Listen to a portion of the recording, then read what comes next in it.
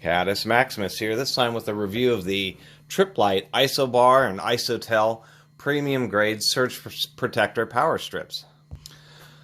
I'm kind of getting towards the end of my little series here on power conditioning equipment, and of course wanted to add the Tripp-Lite Isobar review. Tripp-Lite Isobars have been around for decades, and they are considered the premium grade power strip or surge suppressor, especially when it came to computers and the explosion of the computers through the 90s and early 2000s. The Tripp-Lites really were what you'd tell people if they wanted a premium grade surge suppressor. There are many also very nice brands. I guess the biggest competition to Tripp-Lite in this market would be Panamax, and they also are pretty darn nice. I may do a review of a few Panamax surge suppressor power strips. But the Isobars, one thing that is kind of interesting is that they do show up used quite a bit because so many were actually sold. And most times, it's these little 4-prong ones. And why would that be? Because these things were tremendously expensive. I think it was around $50, just full Msrp retail. In a small computer store, they would want $50 for this, $75 for the 6-prong one, and a whopping $100. I've actually seen, there was an electronics store here that shut down about 5 years ago, and they were trying to sell these for like $115. Amazingly expensive. They are built well, but maybe not quite that well. They have pretty good receptacles. They have a pretty solid, tight grip, but they are not specification grade or hospital grade. But they still are pretty nice. The real name to fame of these is one, that they have an all-metal housing, and two, they use separate filtering banks for each one of the pair of outlets. So each one of these upper and lower receptacles is one unit, and each of these units actually has its own separate filter bank. And so that was the big deal. The fact that you could plug a phone charger or something in this section, or as far as a computer, you could have a monitor and then the CPU and then a printer, all plugged in, and the noise that each one of those devices would actually be filtered out at each socket level, so they wouldn't interfere with themselves. And that's a good reason, I should say common reason, that these were also used for home audio systems, was for the exact same purpose. Before Monster Cable and those companies started coming out with power strips which were similar, where they had isolated filtering banks, you could always get these Isobars, and you know that each one of these would have separate filtering levels.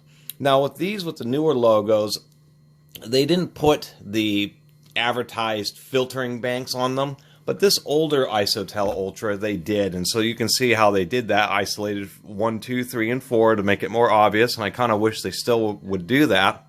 And then they tell you the amount of filtering. So it seems curious that these sockets would have so much more filtering, but I believe part of it's larger, better components and the sockets further away, and I think a second portion of it is it kind of benefits from additional filtering from all the components of the sockets previous.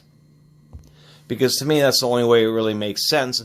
We'll take a look inside, but for this to have more than twice as much noise reduction as this socket would either need to have much larger, much heavier duty filtering components, or it's kind of relying on the fact that it's wired into all the previous ones. And it's been a long time since I opened one of these up, so I'm not exactly sure.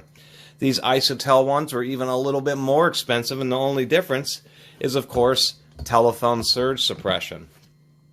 And they weren't always consistent about it. See, this is on the uncorded end, where on the 6-prong it's on the corded end, and on this older one it's on the uncorded end again. Let's go ahead and open one of these up, just so you can see what's inside. Now, the 4- and 6-prong ones always had 6-foot long cords or 2-meter cords, if this was not so tangled. However, part of the really expensive 8-prong one is this came with a cord that was twice as long, so it made it a little easier to access. Another thing to point out is they do have lighted power switches, as well as line fault indicator, as well as a line OK, and then the protection present LED, the one that gets burned out when it gets hit with a surge. Anyway, let's take a look inside this older one, since it tells you the filtering levels, and we'll see exactly how they have put it together inside. It should be pretty easy to open up and at least look at. Here we go. We got it all opened up so you can see inside. The telephone surge protection, interestingly enough, is totally self-integrated. There isn't even a ground wire coming off of this. There's just a fuse in there. So somehow when there is a surge, it just, whatever circuitry is in here, and they have the shrink tubing over it, causes this board to essentially short out, and apparently that fuse is what pops. But it's kind of interesting that the telephone surge protection, when you pay a lot of money for that upgrade on these Isobars, is just this little extra board, not even grounded. Now here's a look inside the Isobar, and compared to the Panamax, it's about the same. Now, several videos ago, I did a review of an APC line voltage regulator, and inside that, it had really large, very heavy-duty noise filtering. And this Isobar isn't quite as heavy duty as that, but it still is pretty decent. We can see 5 different inductors and several different capacitors here. And so it does indeed look like on this last socket that it's actually running through or connected to many of the other previous filter stages, so they're all adding up, and that's why it seems to get so high.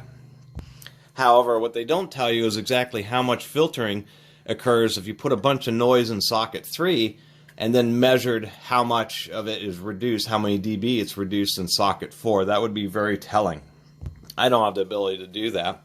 What we can see is at least they put in quite a bit of surge protection. All these little yellow discs are the metal oxide varistors, the actual components that provide surge protection. When the surge comes through, these little resistors end up essentially shorting out and burning up.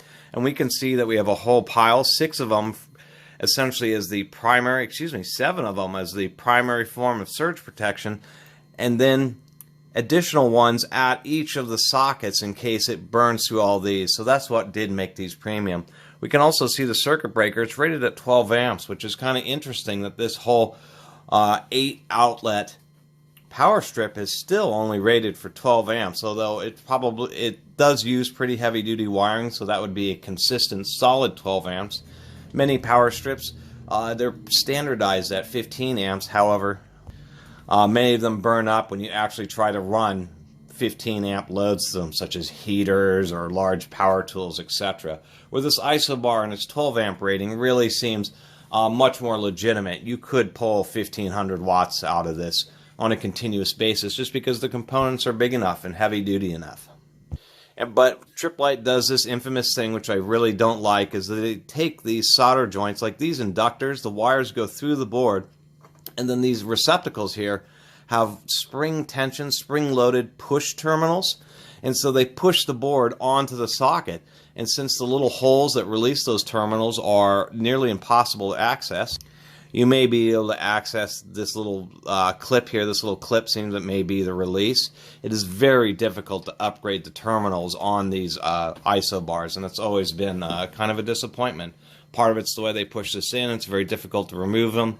Secondly, they don't have outer tabs. They can only be mounted by the inner screws. And then finally, they use square instead of a standard oval type receptacle shape. Anyway, that was just kind of a review and evaluation of these Tripp-Lite Isobars, and then giving people a chance to see what's inside what used to be the real premium, very expensive power strips. And they are pretty nice, but I only pick these up when I see them used because these turn up quite often nowadays used, just because so much old computer equipment and their associated power strips are just getting upgraded and they just replace it all with new stuff. But if you want a power strip, there's many in the stores, but it's still pretty hard to beat a good Isobar and Isotel. Anyway, I really appreciate everybody watching and subscribing, and if you haven't subscribed, please do. Until next time, Catus Maximus out.